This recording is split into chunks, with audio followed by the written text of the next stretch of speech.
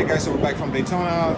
We just had a look at the BMW M3 GT, and now we're going to take a look at the BMW Z4 GTLM. Once again, we have Tom Plasinski from BMW North America to tell us all about the car.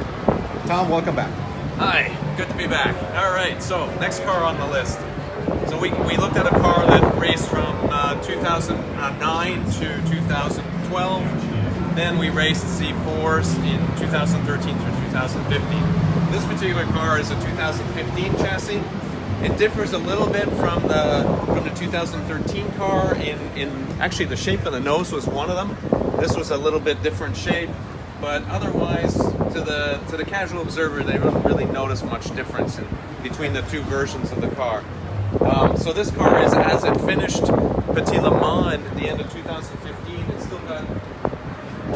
still got its scuffs on the nose from probably touching a Corvette or a Porsche or something.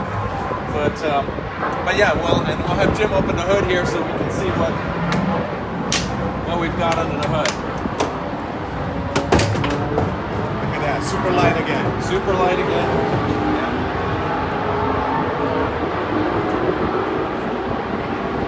Jim has been working out, that's good. Yeah, exactly. No, he doesn't need to. It's extremely light. So here we have, the under hood of the Z4 GTLM 2015. A little bit different than we saw in the M3. This is the exit from the radiators, so that exits up over the hood. We have our restrictors here that feed air into the intake, and then we have various other ductwork to bring cool air into the cockpit and so on. Gotcha. Very cool. Again, it's a V8, but this is not a flat plane crank V8. This is closer to the E92 V8.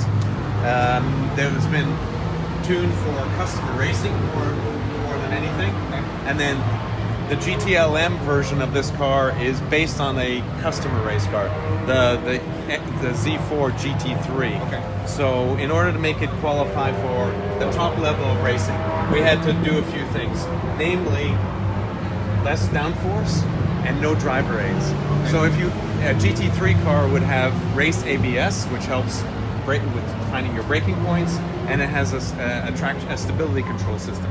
This car doesn't have race ABS. You have to modulate the braking, so it's for pro drivers. And then it does have traction control, but it does not have any stability control. Okay. Gotcha. Okay. All right, so that's under the hood. You can see it's very easy to service. All the bodywork comes off very quickly. The whole nose section can come off so that you can replace it if we need to. And actually, Aratsu, why don't you go around to the passenger side, open the door, and all the driver's seats here.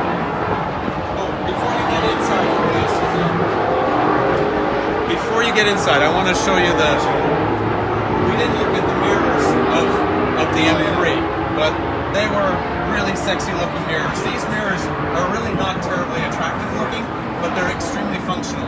We use these mirrors to channel air through here up to the wing back here. Because this is such a steep rear angle, it created a lot of drag, and we needed to get air to the wing. So those mirrors were effective at doing that. The first couple of races of the season, we had mirrors like on the M3, and then this came in and it helped dramatically with our downforce. It's hard to believe that something as so minor can make a difference. Yeah. Absolutely. But this was instrumental in getting air to this portion of the wing, which is the important part. All right. You see a couple of fueler ports here because in order to change the tires, we decided to do a port from the back here, so we had different configurations for different races.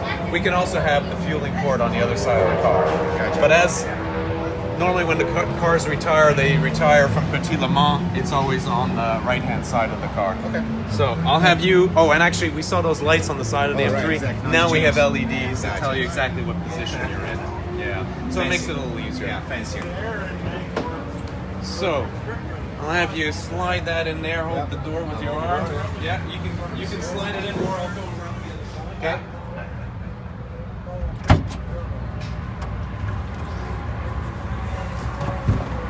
Actually, I'll get in here for you. I would try, but I don't think I'll manage to get in. Well, and, you know, if you're going to race this, one of the tests is you have to be able to get out of the car in 8 seconds or less because of fire requirements. Gotcha. So your suit is good for about 8 seconds. You've got to get out. Okay. Unbuckle, out. So it's good to know. Setup here is very similar. So you have cool air on you, nice big mirror that shows you behind. While this car was an active race car, there was also a rear view camera screen right here, and that's been removed and reused. You have a bank of a few buttons here, and there are things like starting the car, AC, different crank sensor in case the crank sensor goes bad, and then you have brake bias front to rear.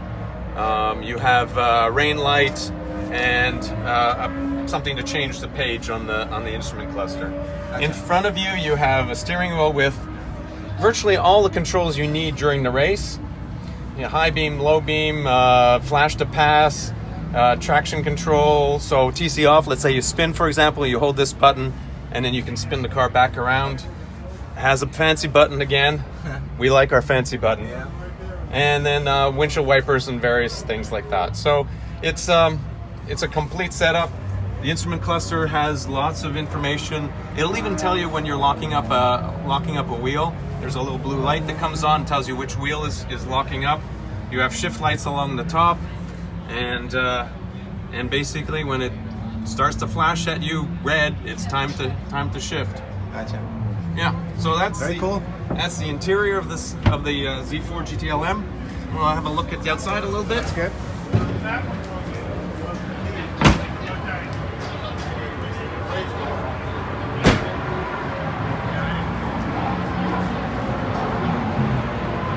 You know, we're here in Daytona. Daytona was probably its least effective racetrack because it is a short wheelbase car with fairly high drag as well with the rear window the way it is. So Daytona wasn't where it would do extremely well. But it was a very reliable car, and it was fantastic on street circuits like Long Beach where it was tight and the guys could place this car so well. Actually, at the end of Long Beach, every fender was scraped away from touching the walls, but they were able to get so close to the wall that they were just scraped a little bit, every side. But you know, so that was the beauty of this car, was its precision in handling, its agility. So it was the right tool for certain tracks, and totally the wrong tool for a track like this.